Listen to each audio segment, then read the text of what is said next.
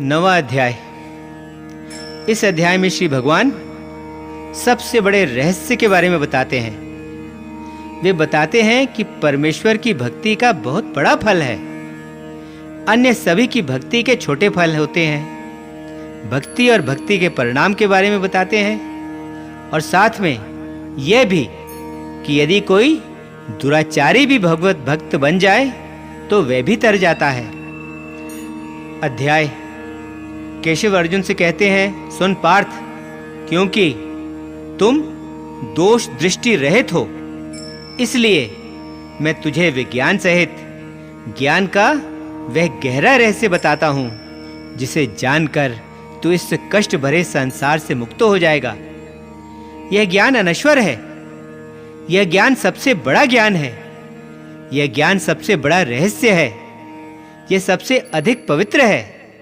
यह प्रत्यक्ष अनुभव द्वारा जाना जाता है। यह धर्म के अनुकूल है और इसका अभ्यास करना भी सरल और आसान है। जो लोग इस मार्ग में श्रद्धा नहीं रखते वे मुझ तक नहीं पहुंच पाते और वे इस जन्म मरण रूपी संसार में ही फंसे रहते हैं। अव्यक्त मैं ना तो दिखाई देता हूं और ना ही मेरा शब्दों या अन्य साधनों द्वारा वर्णन किया जा सकता है। उसी अव्यक्त रूप से मैंने इस सारी सृष्टि को व्याप्त किया हुआ है।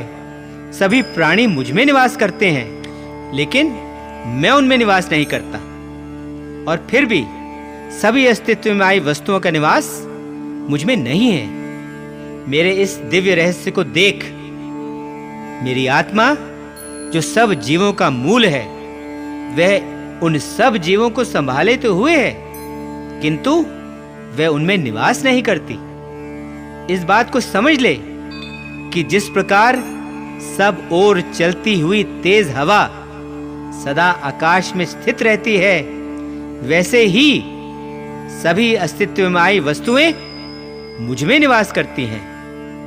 कल्प के अंत पर सभी अस्तित्व में आई वस्तुएं उसी प्रकृति में विलीन हो जाती हैं जो मेरी अपनी है, और अगले कल्प के आरंभ में मैं उन्हें फिर उत्पन्न कर देता हूं।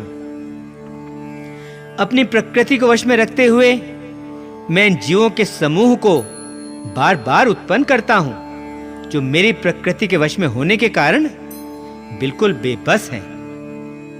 ये कर्म मुझे बंधन में नहीं डालते, क्योंकि इन कर्मों में मैं लिप्त नहीं होता। इन कर्मों से मैं विरक्त रहता हूं। इनसे मैं अनछुआ रहता हूं। मेरी देखरेख में ही ये प्रकृति सब चराचर वस्तुओं को जन्म देती है और इससे ही यह संसार चक्र घूमता है। अज्ञानी लोग जब मैं मानव शरीर धारण किए होता हूं तब वे मेरी अवहेलना करते हैं, क्योंकि वे मेरी श्रेष्ठ रूप वाली प्रकृति को नहीं जानते जो सब पैदा हुई वस्तुओं की स्वामी है। जो लोग राक्षसों और असुरों के मोहक स्वभाव को धारण करते हैं, उनकी ऊंची ऊंची इच्छाएं व्यर्थ रहती हैं। उनका ज्ञान व्यर्थ रहता है और वे विवेकहीन हो जाते हैं। वे महात्मा लोग जो मोह से मुक्त हो गए हैं, जो दिव्य प्रकृति में निवास करते हैं, वे मुझे ही सब पैदा हुई सब अस्तित्व में आई वस्तुओं का अनश्वर मूल समझकर एक ही भाव से और पक्की तरह से मेरी उपासना करते हैं। हमेशा मेरा ही गुणगान करते हुए, मुझे पाने के लिए लगातार प्रयास करते हुए और अपने पक्के इरादों पर स्थिर रहते हुए, उन पर मजबूती से टिके हुए, श्रद्धा से मुझे प्रणाम करते हुए और सदा योग में लगे हुए वे मेरी उपासना करते हैं।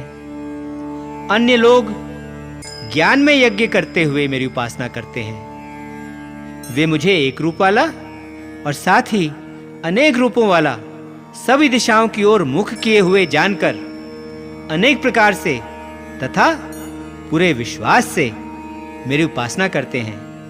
मैं ही कर्मकांड हूं, मैं ही यज्ञ हूं, मैं ही पितरों के लिए पिंडदान हूं, मैं ही औषधि हूं, मैं ही मंत्र हूं, मैं ही घृत हूं, मैं ही अग्नि हूं और मैं ही आहुति भी हूं।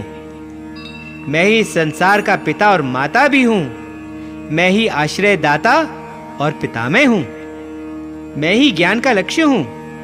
मैं ही पवित्र करने वाला हूं। मैं ही ओम ध्वनि हूं और मैं ही ऋक् साम और यजुर्वेद हूं।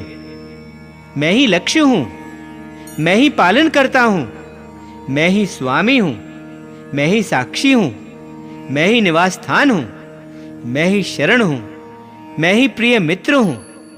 मैं ही उत्पत्ति और विनाश का कारण भी हूं।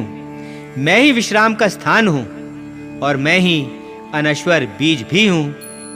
मैं ही गर्मी देता हूं और मैं ही वर्षा को रोकता और छोड़ता भी हूं। मैं अमरता हूं और साथ ही मृत्यु भी हूं। मैं सत भी हूं, असत भी हूं। मैं पदार्थ भी हूं और आत्मा भी हूं। जो तीनों वेदों को जानने वाले हैं, जो सोमरस का पान करते हैं और जो सब पापों से भी मुक्त हो चुके हैं, वे लोग यज्ञों द्वारा मेरी उपासना करते हुए स्वर्ग पहुंचने के लिए मेरी ही प्रार्थना करते हैं। वे लोग स्वर्ग के पवित्र लोक में जाते हैं और वहां देवताओं को मिलने वाले सुखों का आनंद लेते हैं। उस विशाल और भव्य स्वर्गलोक का आनंद भोगने के बाद जब उनका पुण्य समाप्त हो जाता है, तब वे फिर इस संसार में वापस लौट आते हैं। इस तरह शास्त्रों में बताए धर्म का पालन करते हुए और सुख भोगने की इच्छा रखते हुए वे जन्म मरण के आवागमन को प्राप्त करते हैं। लेकिन जो भक्तजन हमेशा निष्काम भाव से मेरा ही चिंतन करते रहते हैं, उन लोगों की सभी अप्राप्त इच्छाओं का भार और जो भी उन्होंने प्राप्त कर लिया है उसकी सुरक्षा का भार मैं स्वयं अपने ऊपर लेता हूं। उनके जीवन की सभी इच्छाएं मैं स्वयं पूरी करता हूं। अन्य देवताओं की भी जो भक्त पूरी श्रद्धा से उपासना करते हैं, वे भी मेरी ही उपासना करते हैं। ये और बात है कि उनकी उपासना ठीक विधि के अनुसार और सही तरीके से नहीं होती। मैं ही सभी यज्ञों को भोगने वाला हूं और मैं ही उन यज्ञों का स्वामी भी हूं।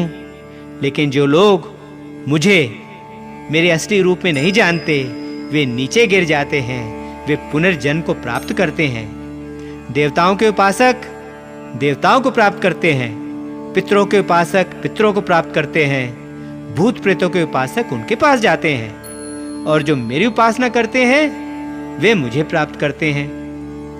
जो कोई मुझे प्रेम तथा श्रद्धा से पत्र, फूल, फल या केवल जल ही चढ़ाता है, उसके प्रेम और श्रद्धा पूर्वक शुद्ध हृदय से दिए गए उस उपहार को मैं खुशी से स्वीकार करता हूं। जो कुछ तू करता है, जो कुछ तू खाता है, जो भी तू यज्ञ करता है, जो कुछ तू दान देता है या जो भी तू तपस्या करता है, उन सभी को तू मुझे ही दिया जा रहा उपहार समझकर करता जा। ऐसा करने से तू उन सभी शुभ और अशुभ, अच्छे और बुरे परिणामों से मुक्त हो जाएगा जो कि कर्म के बंधन के कारण है। अपने मन को कर्म के फल के त्याग के मार्ग में दृढ़ता पूर्वक पक्की तरह लगाकर तू मुक्त हो जाएगा और मुझे ही प्राप्त हो जाएगा। मैं सभी प्राणियों के लिए एक जैसा ही हूं। मैं किसी से पक्षपात नहीं करता। मुझे ना तो किसी से द्वेष है और ना ही किसी से प्रेम। लेकिन जो पूरी भक्ति से मेरी उपासना करते हैं वे मेरे अंदर हैं और मैं भी उनके अंदर ही हूं। यदि कोई बड़ा से बड़ा दुराचारी भी पूरी श्रद्धा और भक्ति से मेरी उपासना करता है तो उसे धर्मात्मा ही समझना चाहिए, क्योंकि उसने अच्छा निश्चय कर लिया है। वह जल्दी ही धर्मात्मा बन जाता है और उसे चिरस्थायी शांति और परम गति मिल जाती है। इस बात को तू निश्चित रूप से समझ ले कि मेरा भक्त कभी नष्ट नहीं होता।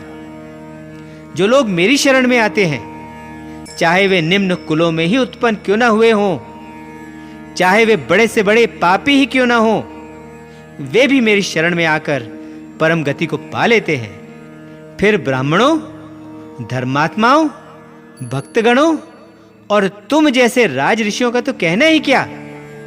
इस अस्थाई और दुख भरे संसार में आकर अब तू मेरी उपासना कर, मेरी पूजा कर। इसलिए पार्थ, अपने मन को मुझ में स्थिर करके मेरा भक्त बन, मेरी उपासना कर, मुझे प्रणाम कर। इस प्रकार अपने आप को अनुशासन में रखते हुए मुझे अपना लक्ष्य बनाकर तू मुझ तक अवश्य पहुंच जाएगा। 9वां अध्याय समाप्त। ओम शांति शांति शांति। ओम।